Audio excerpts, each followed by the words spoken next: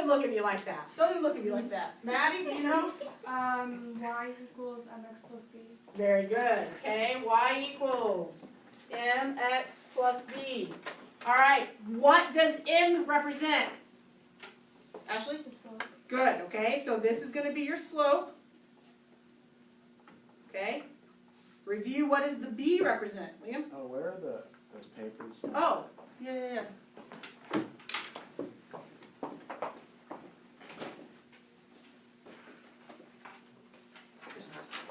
Thank you. All right, so what does b represent? Someone besides Ashley?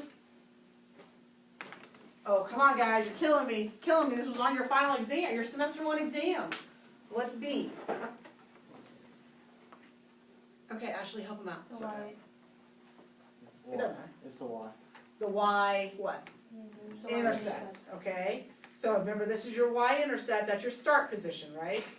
Okay, when we're graphing, we're going to get away from graphing a little bit and write a little bit more equations and lines, okay?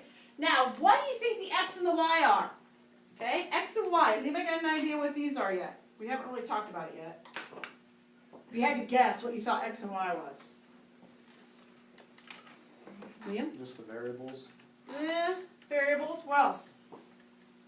It's a coordinate point, all right? So when I give you a coordinate point, an x, y coordinate point, like 2, 1, all right, 2 would be your x, 1 would be your y.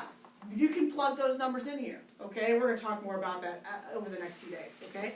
But this right here is a coordinate point.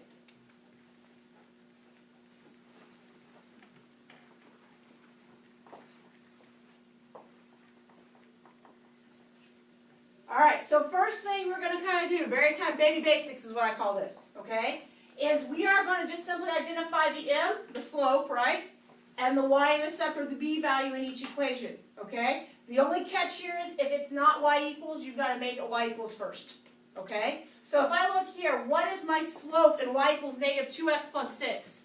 What is my slope going to be there? What number? -2. Negative 2, okay? So my slope is negative 2. What's my b value here? Not 0. 6. Just 6. Okay? So your slope is negative 2, and your start position, or your y-intercept, or your b value, is 6. Okay? All right, so let's go to b. What is your slope on this one, Link? 3/4. Good, 3/4. What is my b value going to be on this, Tessa? Yeah, negative 2. Keep the negative there. Okay, negative 2. Okay? Now, if I were to give you an equation like y equals 4x, just kind of something off to the side here, if I gave you that, what would your slope on this guy be? 4. Okay, before, what's your b value? Yeah. 0. There's nothing there, right? So remember we put a plus 0 when there's nothing there? Okay? So just keep in mind that if there's a part missing, you put in a 0. If a part's missing, it's 0. Okay? All right, so now, kind of, this is good review. How are we going to solve for y on this guy? What's our first step? John, start us off. What's our first step? First step, I think we have to switch the 9 and the 3, or divide it maybe? You are going to divide. You got to do something before that. Okay, so, oh, do we, I don't know. Okay, that's all right. Then You add it to the other side. add what? The 3y. No. Subtract 2x. Okay? Remember, we're solving for y. We want to move the x first and then divide. All right? So we're going to subtract the 2x over. All right? I know we're cleaning out cobwebs today. I know it's going to be a little rough today.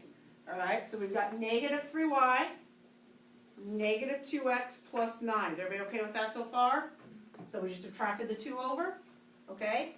And now we're going to go back to what John was saying, which is divide by that 3, but we're going to divide by negative 3. Okay? So we're going to divide everything by negative 3. So I end up with y equals a negative by negative is a positive. And then 9 divided by negative 3, negative 3. Okay? So solve for y first. So now, what is my slope here? What's my slope? Bria, what do you think? 2/3. Good, 2/3. And my b value, Ashley, R, will be what? -3. Very good. And those are the answers we're looking for right there. Okay, the solving for y is just to get us to our answers. Okay? All right, I want you to take a second and try D on your own. Go ahead and try D on your own, and then we'll talk about it.